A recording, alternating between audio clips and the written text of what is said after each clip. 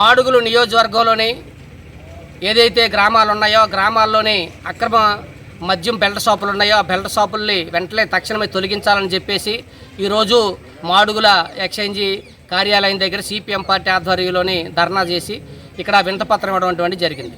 ప్రధానంగా ఈరోజు చూసినప్పుడు మద్యం బెల్ట్ షాపులు అనేటువంటి గ్రామాల్లో విచ్చలవిడిగా అమ్మకాలు చేస్తూ ఉన్నారు. ఈరోజు మద్యం వ్యాపారులు ఎవరైతే ఉన్నారో వాళ్ళు లాభాలు ఆర్జించి కోట్లకు పడగలెత్తడం కోసం ఈరోజు బరి తెగించి ఈరోజు అమ్మకాలంటువంటివి చేపడతా ఉన్నారు.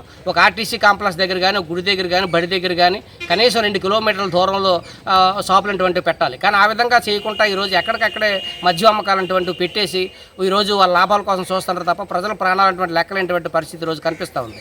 అదేవిధంగా ధాబాల్లోని లైసెన్సులు లేనటువంటి ధాబాలు ఏదైతే ఉన్నాయో ఆ ధాబాల్లోనే ఈరోజు మందు అమ్మకాలంటువంటివి ఈరోజు జరుగుతూ ఉన్నాయి. ధాబాల్లో ఫుడ్ కోసం పెట్టినటువంటి ధాబాలు అవి. ఆ ధాబాల్లోనే విచ్చలవిడిగా మందులు అమ్మకాలు జరుపుతున్నారంటే వాళ్ళు ఎంత బరి తెగించారనేటువంటిది మనకు స్పష్టంగా అర్థమవుతుంది.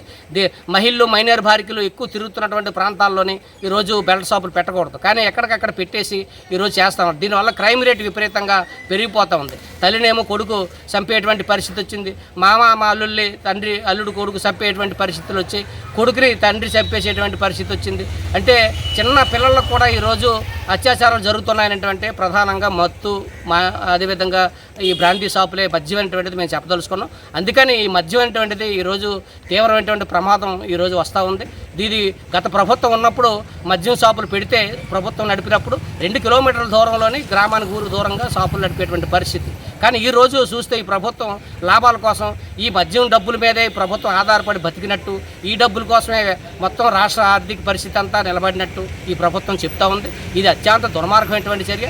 ఈ చర్యల మీద మేము తీవ్రంగా ఖండిస్తాం. అందుకని మద్యం బెల్ట్ షాపులు ఎక్కడికక్కడ తీవ్రంగా ఖండించి ఎక్కడికక్కడ పూర్తిగా ఎత్తేసి తక్షణమే బెల్ట్ షాపులు రద్దు చేయాలి. కిల్లీ కొట్లు, టీ కొట్లు, పాన్ షాపులు, లైసెన్స్ లేని ధాబాలు ఇవన్నీ కూడా పూర్తిగా రద్దు చేయాలని చెప్పేసి మేము డిమాండ్ చేస్తా ఉన్నాం.